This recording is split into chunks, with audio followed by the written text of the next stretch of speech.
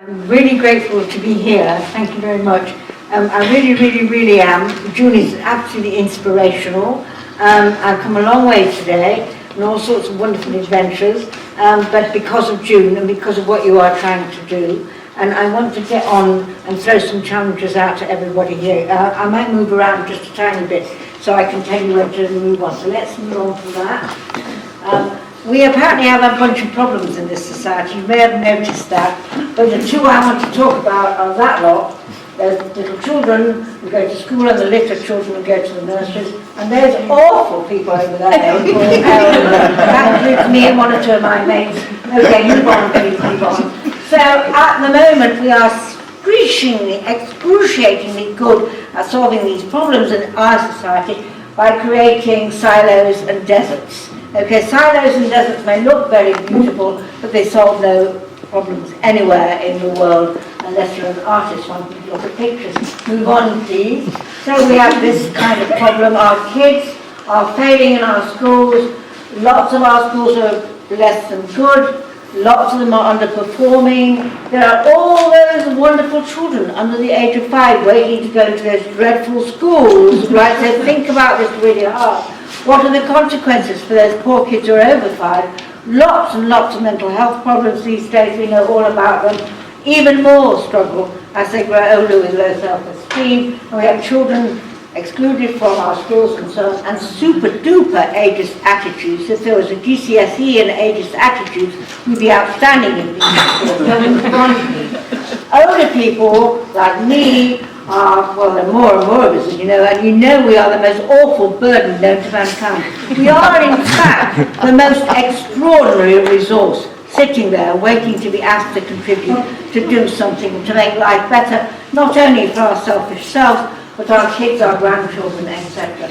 2 million of us live alone, and many of us, like many young people, suffer from loneliness and isolation.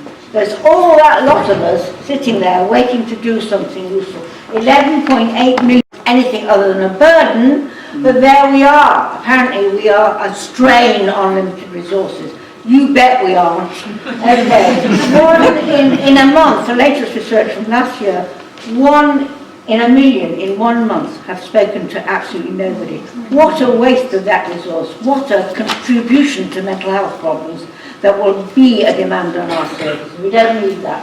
Anyway, ageism, we know from WHO, is actually destructive. When you meet it, and I met it when I was 60, and that's about 3 centuries ago, somebody said to me, "You're not," and that was the end of the conversation. Let's move on to the next one. Here is my challenge to you. I don't talk about multi-generational, I don't talk about intergenerational anymore. My solution is to come back to the chairman's suggestion, and that is to get down there in your local neighbourhood and share a place and a space, a neighbourhood approach, in fact, good old public health stuff from pram pushing days and all that kind of stuff.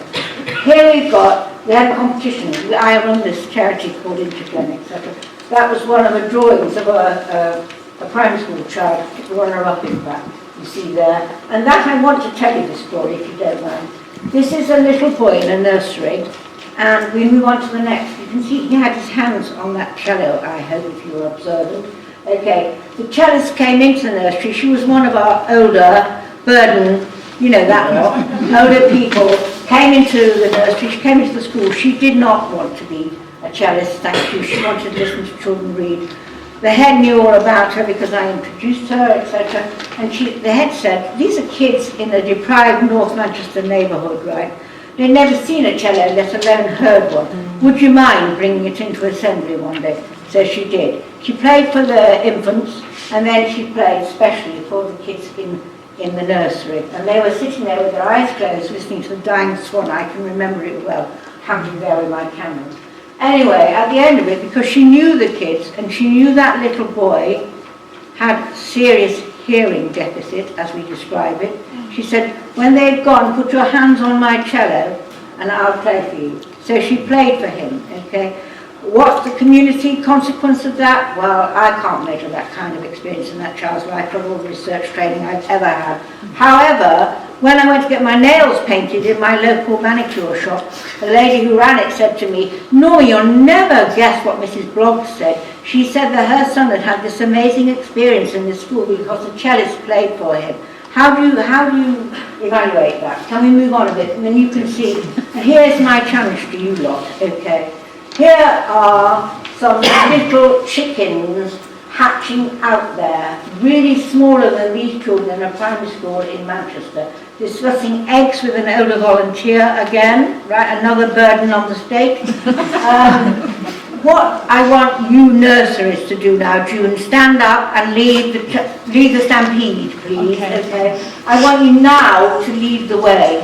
I want you to do this nationally, okay, but at local level. Never mind the politicians, they're a total waste of space. We don't want any more silos. I'm sick to death of silos and parallel streams of money going nowhere. For 30, 40 years I've listened to conversations about bringing health and social care together. It's a total bloody waste of space, to be blunt about it, and education never ever got a look in those conversations. What we need now is you to lead it, June. Get on with it. We don't want any more silos. We don't, no more wasted lives. The wasted lives of all these other people who are not a burden. Some people need help, but most of us don't, thank God, because we're the beneficiaries of the NHS and an educational system that for a while really made a difference in our lives. It certainly made it in my family's lives. And we only want benefits.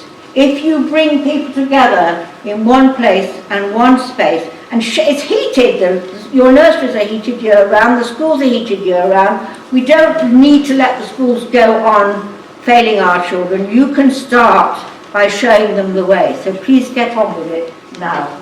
Only benefits from now on. There's one more slide, I think. I want to show you this because I think, we all go on about evaluation. Here is something extraordinarily powerful from the president of the UK Faculty of Public Health. He says if we're building the evidence, and eventually we have to go and do it, because you've got these idiots in politics saying, show me the evidence before you can give you a penny, right? As we do more research, we've not to be afraid to look at such things as love, friendship and play. They are the true glue that keeps our communities together. You can do that, you build it, because you're starting right at the bottom with those little chicks. And if you build that strength and that resilience in them, they'll carry it through and help the teachers. You can show the model that works for the teachers in their infants' primary schools. So please, please do it. Brilliant.